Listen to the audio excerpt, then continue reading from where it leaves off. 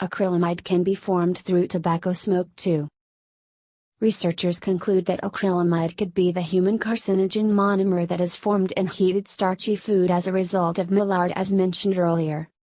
Unlike the formation of acrylamide in food preparation that happens under a long time heating period, tobacco processing happens at lower temperature.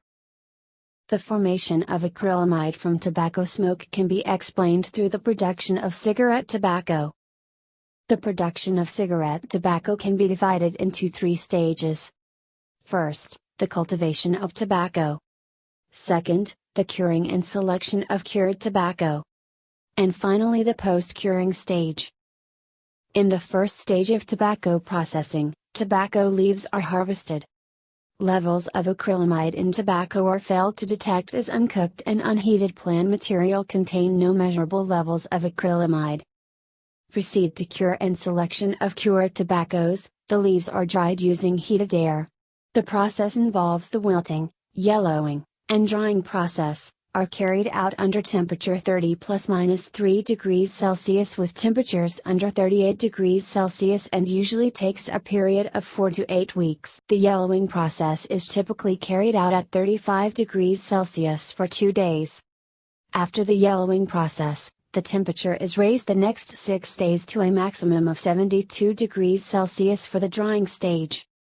After the curing process of wilting, yellowing, and drying process for almost 8 weeks, the level of acrylamide in cured tobaccos are tested to be relatively higher than measured in uncured tobaccos.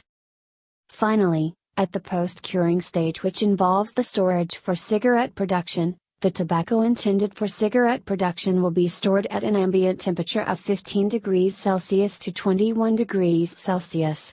At the post-storage stage, the tobaccos are moistened, blended and are cut to targeted size.